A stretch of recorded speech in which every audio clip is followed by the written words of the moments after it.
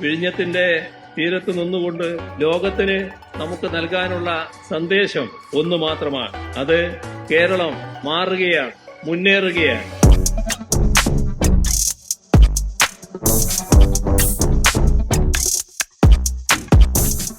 വിഴിഞ്ഞം തുറമുഖത്തിന്റെ രണ്ടാം ഘട്ട നിർമ്മാണ പ്രവർത്തനങ്ങളുടെ ഉദ്ഘാടനം കഴിഞ്ഞ ദിവസം മുഖ്യമന്ത്രി നിർവഹിച്ചു.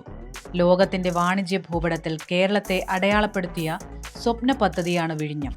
2016 അധികാരമേറ്റ LDF സർക്കാരിന്റെ ദീർഘവീക്ഷണവും ഇച്ഛാശക്തിയുമാണ് പദ്ധതി യാഥാർത്ഥ്യമാക്കിയത്. LDF സർക്കാർ അധികാരമേൽക്കുമ്പോൾ വിഴിഞ്ഞം ഒരു പദ്ധതി മാത്രമായിരുന്നു. 10 വർഷത്തിനുള്ളിൽ അത് യാഥാർത്ഥ്യമാക്കി ലോകത്തിനു മുന്നിൽ അവതരിപ്പിക്കാൻ സർക്കാരിന് കഴിഞ്ഞു. 2023 ഒക്ടോബറിൽ ക്രെയിനുകളും നിർമ്മാണ ഉപകരണങ്ങളുമായി ആദ്യ ചരക്ക് കപ്പൽ ഷെൻഹുവ വിഴിഞ്ഞത്തെത്തി. 2024 ജൂലൈ മാസത്തിൽ ട്രയൽ റൺ നടന്നു. ഡിസംബറിൽ വാണിജ്യാടിസ്ഥാനത്തിൽ പ്രവർത്തനം ആരംഭിച്ചു. 2025 മെയ് മാസത്തിൽ ഒന്നാം ഘട്ട ഉദ്ഘാടനവും നടന്നു. 2025 സെപ്റ്റംബർ ആയപ്പോഴേക്കും പ്രവർത്തനം തുടങ്ങി. 10 മാസത്തിനുള്ളിൽ 500ാമത്തെ കപ്പൽ വിഴിഞ്ഞത്തെത്തി. 2025 ഡിസംബർ ആയപ്പോഴേക്കും ഒരു മാസം 1.21 ലക്ഷം കണ്ടെയ്നർ കൈകാര്യം ചെയ്ത് വിഴിഞ്ഞം ചരിത്ര നേട്ടത്തിലേക്ക് നടന്നുകയറി. ആദ്യഘട്ട നിർമ്മാണ പ്രവർത്തനങ്ങൾക്ക് 8,867 കോടി രൂപയാണ് ചിലവ് കണക്കാക്കിയത്. സംസ്ഥാന സർക്കാർ വിഹിതം 5,595 കോടി രൂപ.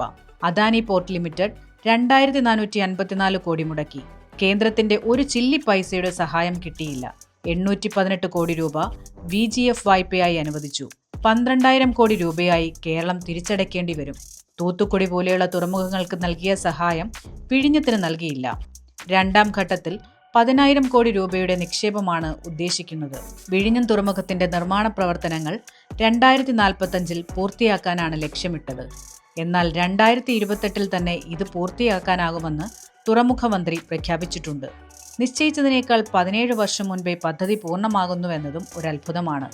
രണ്ടാം ഘട്ട നിർമ്മാണ പ്രവർത്തനങ്ങൾ പൂർത്തിയാകുമ്പോൾ വിഴിഞ്ഞം ലോകത്തിലെ മുൻനിര തുറമുഖങ്ങളിലൊന്നായി മാറും. 15 ലക്ഷം TEU-വിൽ നിന്ന് തുറമുഖശേഷി 50 ലക്ഷം TEU ആയി വർദ്ധിക്കും.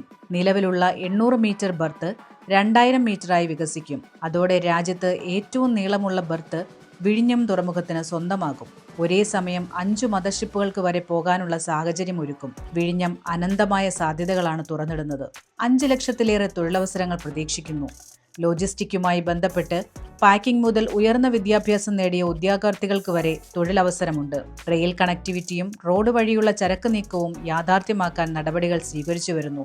അക്ഷരാർത്ഥത്തിൽ കേരളത്തിന്റെ വ്യാവസായിക വളർച്ചയിൽ ഒരു കുതിച്ചുചാട്ടം വിഴിഞ്ഞത്തിലൂടെ യാഥാർത്ഥ്യമാകാൻ പോവുകയാണ്. വിഴിഞ്ഞം കേരളത്തിന്റെ വിസ്മയമാണ്.